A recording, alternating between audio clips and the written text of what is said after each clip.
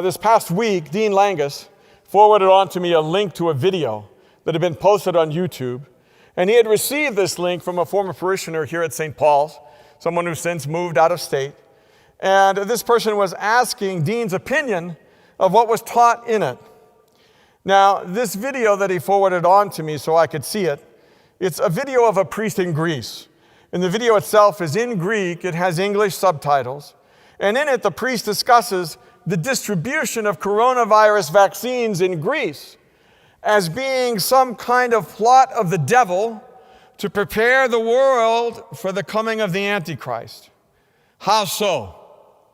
When you receive your initial vaccination, so he says, it will literally change or mutate your DNA, allowing the Antichrist to begin controlling your mind through the use of artificial intelligence and what he calls in this video the satanic computer of the Antichrist.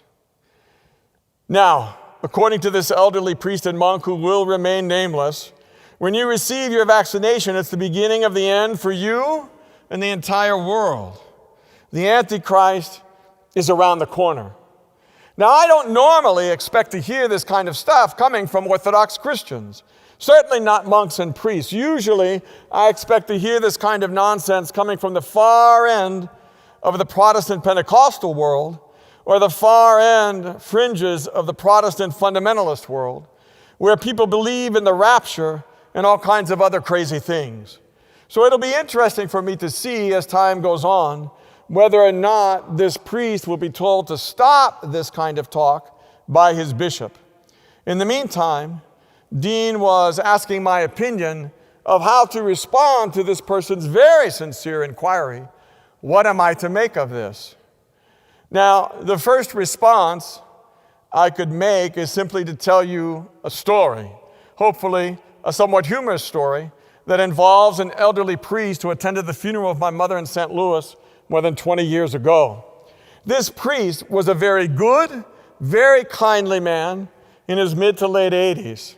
May God grant rest to his soul in paradise. In Greek, we say kalo paradiso. Now, everyone in St. Louis knew that this priest had begun to seriously suffer from dementia. And at the Trisagion service for my mother, the night before her funeral, instead of singing the opening hymn of the service, Metapneumaton dikeon, among the spirits of the righteous, made perfect in faith, he began the service by singing, Home, home on the range. Yes, he did, home on the range. Needless to say, people were surprised, but because they all knew that this priest was suffering, they understood. And when he began to sing the second hymn, this time in Greek, he got it right and continued on with the rest of the service perfectly. So perhaps this priest in Greece, whose video was shared with Dean, has begun to suffer from dementia. I don't know. I can't say. Given the crazy things he's saying, I almost hope that's the case. But whatever the reality is, he should not have a platform on YouTube to say all these crazy things about receiving the COVID-19 vaccines. I place what this priest is saying on the same level as so many other conspiracy theories these days. Half-truths, blatant and outright lies intended to deceive, intended to create fear, intended to manipulate people, to divide people, especially along economic and racial lines, to foster and nurture hatred, saying things like the Holocaust didn't really happen, or that the COVID-19 virus isn't real. Now, by the way, we did our first COVID-19 funeral at St. Paul's last week, and I know priests back east who have had more than a dozen such funerals in their parishes. So it's definitely real. So here we have it.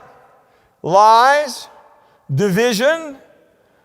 What does the Lord Jesus say about where lies and division come from?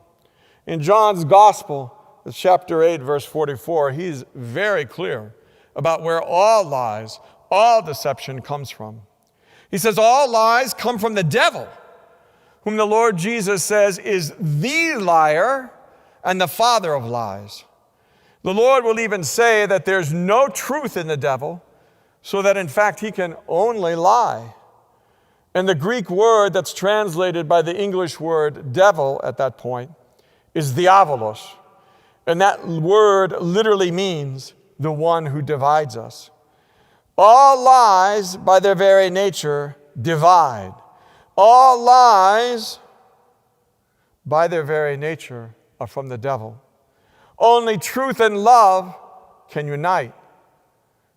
And the Lord Jesus is truth, and he is love incarnate.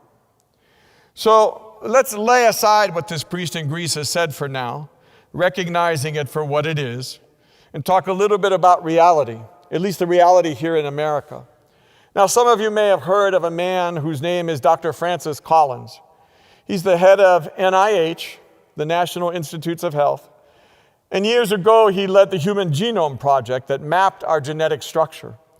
What many people don't know is that this world-class scientist is also a very devout evangelical Christian who was interviewed last month about the development of the Pfizer and Moderna vaccines in Christianity Today. Christianity Today is a leading Christian magazine, and it was founded by the late Billy Graham some 60 years ago. Now, here's what he had to say in that interview about the vaccines. He says, the bright spot in all of this mess is the development of vaccines. We do now have 2 such vaccines that are carefully reviewed, shown to be safe and effective by rigorous means, and authorized by the FDA for emergency use. We're doing everything we can to get those dosages into people's arms, because that's how we're going to get past this. I know people may have mixed feelings about the vaccine.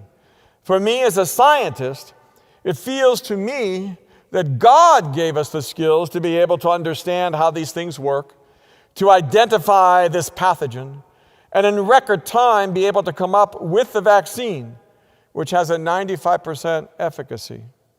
In fact, later on in the interview, he will even go so far as to say that this is the first time in human history that the human race, that we have been able to deal with a disease, a devastating disease, so quickly in this fashion.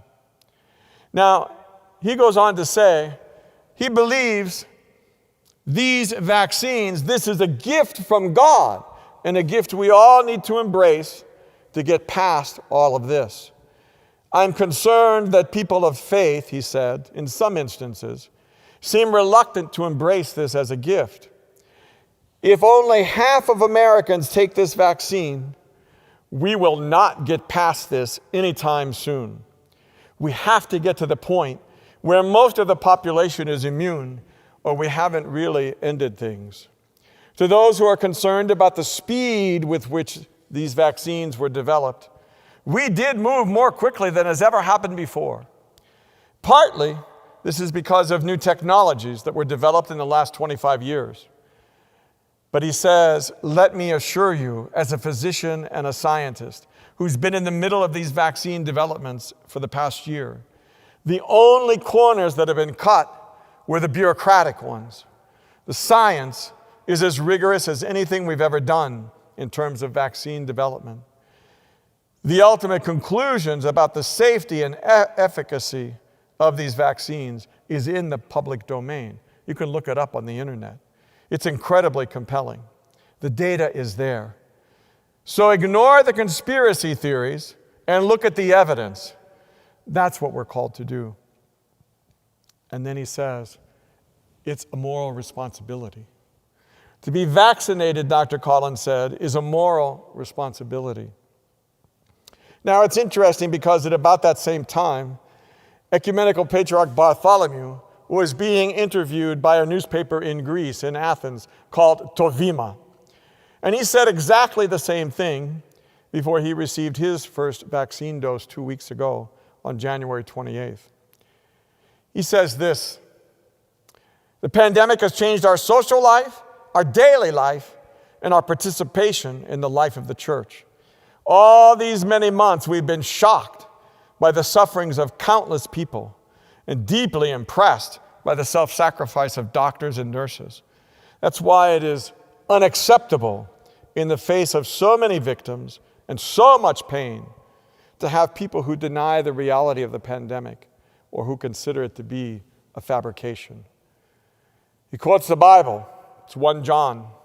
The New Testament clearly affirms, he said, whoever does not love his fellow man cannot love God. Getting the vaccine is not only a matter of necessity for a man my age. I'm almost 81, he says. But it's also part of my responsibility to humanity to stop the spread of this deadly virus. So let me be as clear as I can possibly be. It is our moral responsibility to be vaccinated, not only to protect ourselves, but for the protection of others, and God willing, to begin putting a halt to the spread of this virus. So Ecumenical Patriarch Bartholomew, he's been vaccinated. Metropolitan Gerasimos has been vaccinated. Father Degatis has been vaccinated. I have been vaccinated. And I know many of you have also been vaccinated. For those of you who have not yet been vaccinated, let me encourage you to do so, to be vaccinated as soon as the vaccine is available to you, so that we can pursue the light at the end of this COVID-19 tunnel. God be with all of you. Good morning, everyone.